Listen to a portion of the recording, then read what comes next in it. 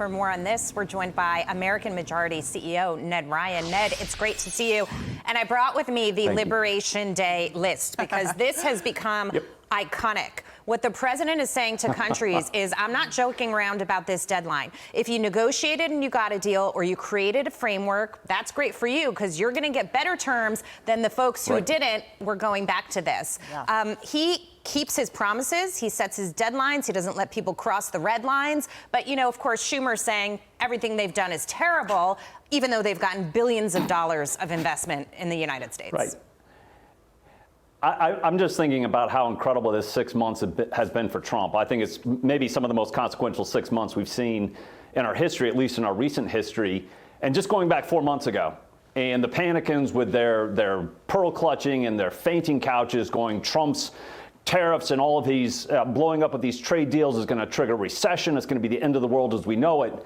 And now here we are, Trump triumphant, in which he has negotiated some pretty incredible deals. I have to tell you, my favorite one right now has been with the European Union and the $750 billion worth of energy that they have agreed to buy from us. Not only does it spur on our domestic production, it's also going to severely undermine Russian energy and Russia's ability to coerce Europe to do what it wants. And, you know, you think about the $206 billion in revenue that Russia's gotten from the EU since the beginning of the Ukrainian war. I think you could see a complete reshifting of European dynamics because of that deal alone. Yeah, absolutely. It's not just about trade. It's about national security and geopolitics all over the world. I was there at Liberation Day in the Rose Garden watching all of the guys in the hard hats shaking hands with President Trump and Vice President J.D. Vance. They were thrilled that he was putting these tariffs on all of these countries. A number of countries immediately called. They're still pounding down the door to try to get some kind of agreement before midnight tonight. You mentioned energy, which of course is so key. But the other thing is that the president is protecting things like steel,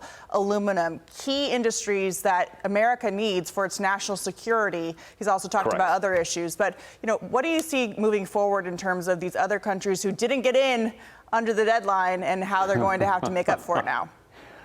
Well, I think there's going to be a period of pain for them if they don't come to the table ASAP, and they're going to realize the error of their ways pretty quick. But I love the point that you made.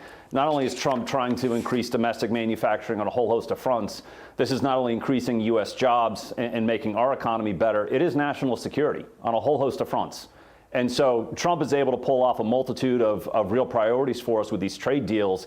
And I think we're in for an incredible period of time. I mean, you look at some of the other data points based off everybody looking what's taking place and all the businesses that are investing into business equipment. We had one of the best quarters in the second quarter of this year that we've had in almost the last 30 years, which means all of these businesses are watching these trade deals, watching the economy, watching everything that Trump is doing, and they are very bullish on a boom coming. So I think we're in for some really good economic times in the very near future. Ned, real quick, $150 billion in tariff revenue brought in so far. That was over expectations. $300 billion by the end of the year. That's on the low side of estimates now. I mean, this was substantial revenue. And with the overall big, beautiful bill, the growth that we're expecting in this country, DOGE cuts, you put all these things together, and all of a sudden, the whole economic picture here looks different. Amazing what happens when you get the right leadership back in the White House. I saw one estimate, I think it was Penn Wharton School, said $5.2 trillion is an estimate over the next 10 years for the tariff revenue. I mean, there are some incredible things taking place in regards to not only bringing in these trade deals and revenue, but a lot of these things are also not only going to spur economic growth, but we're also going to be able to do some other things, I think, in cutting some things in government that need to be cut as we see our economy grow. So I can't believe, I think we are truly in for a golden age in this country, and it's all because of Trump's boldness and courage and leadership that when people said he didn't know what he was doing, he knew exactly what he was doing. Yeah, President Trump always talked about the three things: tariffs, economic growth, and deregulation. And as we saw at the EPA this week on the energy issue, deregulation is a huge part of this as well that we haven't even seen implemented yet. But we have to get to this before we let you go, Ned. Today, newly declassified documents tied to the Durham report are further lifting the veil on Russiagate. The Senate Judiciary Committee, led by Chairman Chuck Grassley, received the explosive files today from the Justice Department and the CIA. He said this earlier. Watch. That it was all effort of total distraction and to make it look like Russia was playing a very major role in helping Trump to be elected, and now we know none of that was true. And now with this Durham report annex out, it finally proves that the FBI was covering up. And that we knew there was a big cover-up going on. We know Right. that the Hillary Clinton campaign was behind this Russia hoax argument.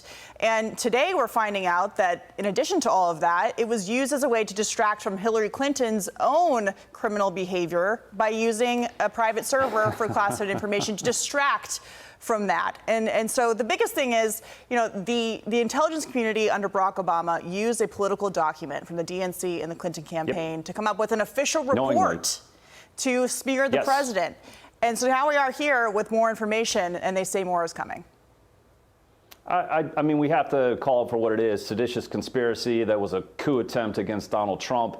And by multitudes, a greater political scandal than Watergate. President, vice president, the DOJ, FBI, CIA, DNI.